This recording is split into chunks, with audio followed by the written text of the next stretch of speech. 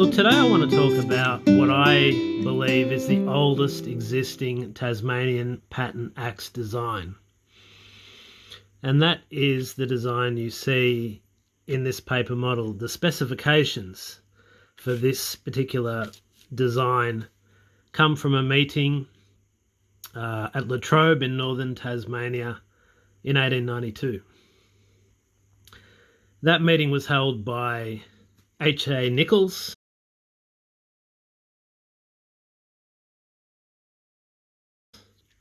and the association he founded called the United Australasian Axemen's Association.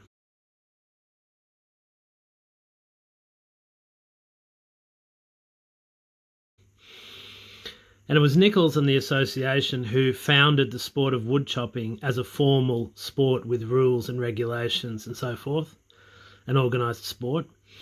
And along with founding that particular association, founding organised wood chopping as a sport, as part of that, the association also came up with a new axe pattern. This pattern. So I am saying this is the original prototype Tasmanian-pattern racing axe, the first. And I've gone a little bit into the background of this, the context of it, the basic events in my video on my channel about the history of the Tasmanian-pattern axe, the Tassie. Now, I think it's worth just going a bit further into this subject because it's quite a significant thing to uncover the story behind this, the meeting, the people behind it, and how it came about. So in this video, I'm just going to talk in a bit more detail and drill down into the facts of it a bit, talk about the evidence for my claim that this is the original Tasmanian-pattern axe, and why I make that claim. Now, the first thing to say about it is that this is not something that I've made speculatively, or it's not my opinion that the axe looked like this or had these specs. This came from a newspaper article from 1892 from Latrobe.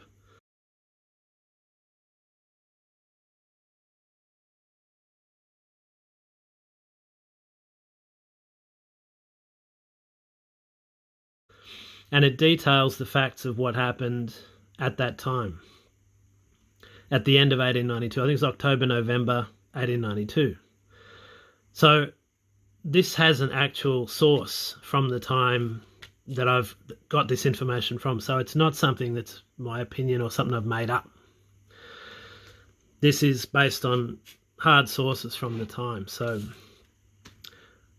in this particular article from 1892, details of the meeting are given. It's a fantastic article. It goes into some detail about who was present, exactly what went on, and the exact specifications of the axe that they propose should be made.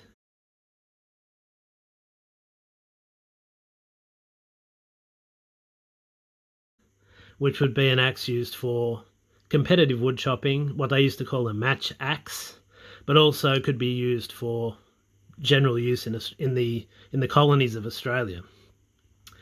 They were well aware that axes from the Northern Hemisphere, American axes were very good, they were excellent, but they still weren't optimal for Australian conditions. So this axe was designed as part of the overall project of creating competitive wood chopping as an organised sport, and also, thinking about developing new tools for the people in Australia, in the Australian colonies at the time, in pre-Federation Australia. Now, we know that in this meeting, quite a few axes were displayed, which the members of the association regarded as really, really good state-of-the-art axes.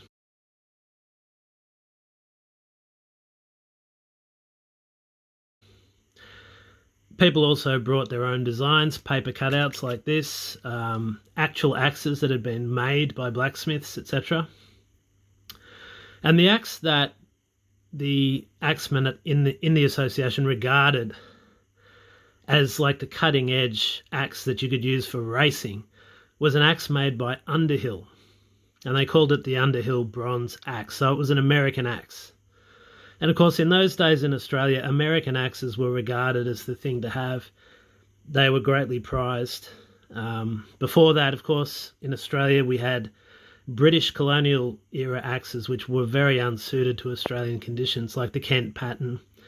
Even broad axes were used to try to fell trees and ridiculous things like that. And the sort of axes that became popular in Australia were things like the Yankee-pattern.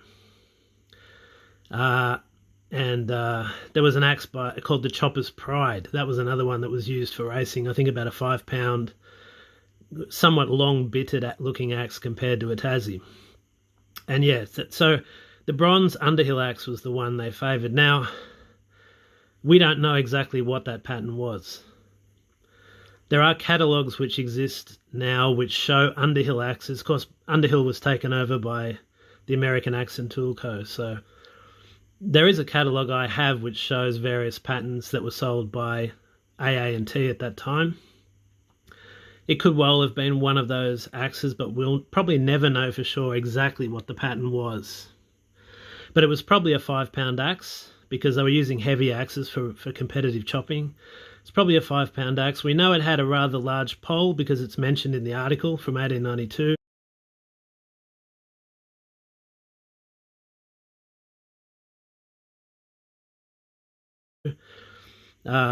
The axemen thought the pole was excessively large on that axe. We know it had a relatively smaller sized eye. They thought the eye was a bit too small, and they thought the bit also thinned out too much. It wasn't enough of a thick wedge for what they needed for getting the chips to fly out of the eucalyptus logs. So the starting point was the Underhill bronze axe, and then they went into a discussion of how they might improve it and create what they were to go on to call the ultimate axe.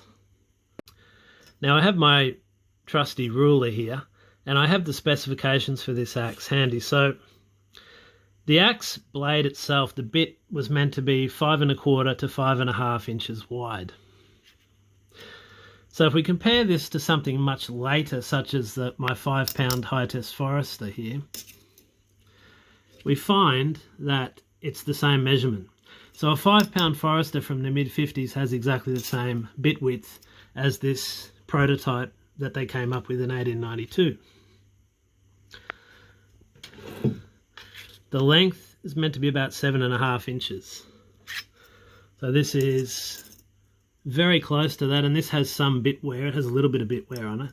So it's just over 7 inches. It may have originally been closer to 7 1/2. Cyclone high test, 7 1/2. So this has the bit length that was intended in this prototype of the Tassie from 1892. 1/2 inch pole. So a very, especially for the time, compared to American axes, that's a tiny pole, basically no pole at all. And this was a point that they were very insistent about. They wanted to take the steel from the pole and put it into the bit here to make it a thicker, more powerful wedge.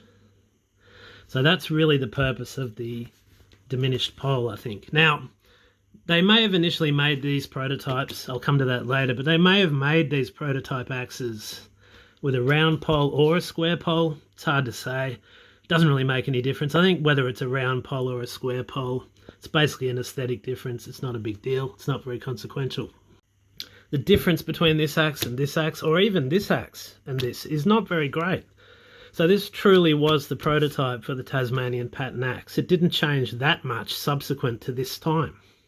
Now in the late 1800s, in the 1890s, there was a bit of a movement in the axe making world, for instance in the United States, towards what they thought of as the ultimate axe or the perfected axe.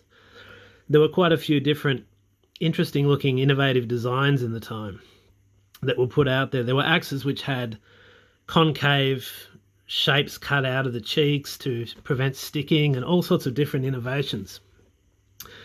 And it seems as though once this axe had been designed and possibly prototypes made, because according to the historian Val Quanchi, the axeman and historian Val Quanchi, These specifications were sent to the manufacturers in the United States and prototypes were made.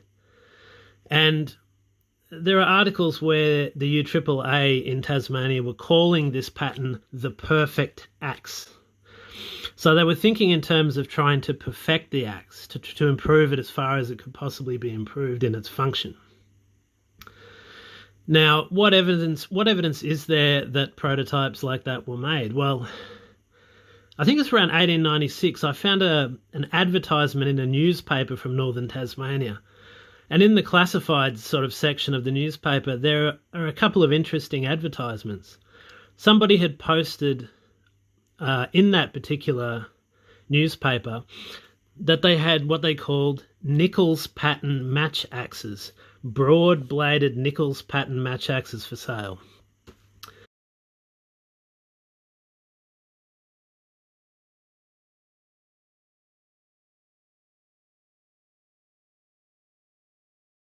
Now, if that's not this axe, I don't know what it is. Named after Hubert Nichols, that was the secretary of the association, the founder of the association.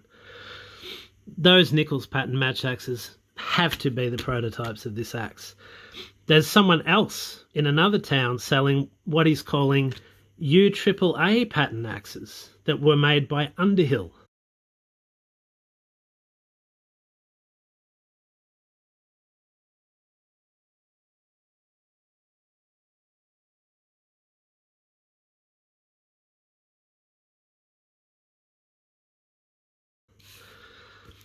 They have to be, again, prototypes of this axe. They can't be anything else. Broad-bladed match axes, Nichols or U.A.A.A pattern. It has to be this pattern. And, of course, that raises the possibility that those prototypes still exist somewhere in Tasmania today. They may be in someone's garage, they may be in someone's cupboard, and they'd be worth looking out for. One or two of these must still exist somewhere in Tasmania today, and it would be absolutely awesome to see one of these prototypes rediscovered.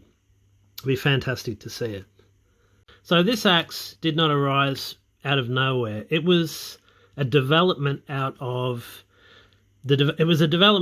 trying to put together organised wood chopping as a sport to optimise the equipment, to optimise the grinding of the edge of the axe, technical improvements in chopping. All of these things were part of developing the new sport of wood chopping in Australia.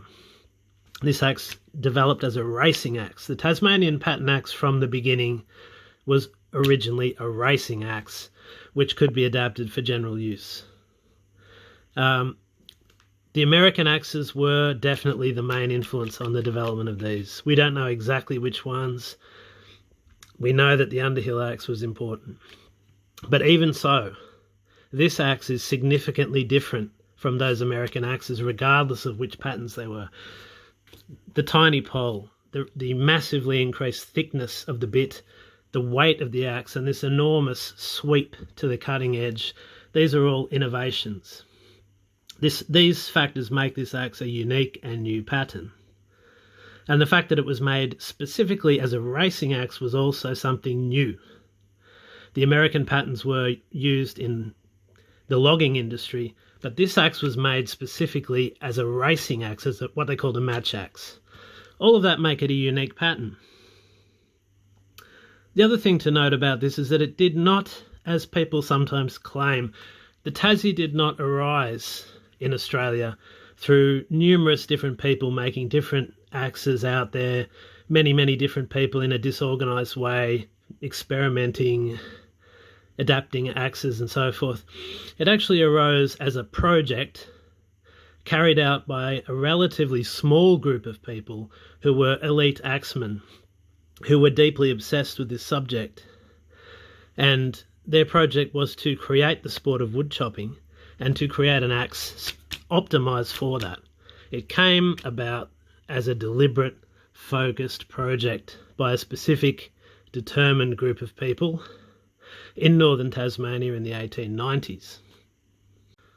So just to recap on it, all of the information that I've just gone over there, this is the earliest ever Tasmanian pattern racing axe. of 1892. This was created towards the end of the year of 1892 in Latrobe, Tasmania, by the United Australasian Axemen's Association, led by H.A. Nichols. It was designed as a racing axe. It was designed to be the perfected axe design, and that's how they themselves described it.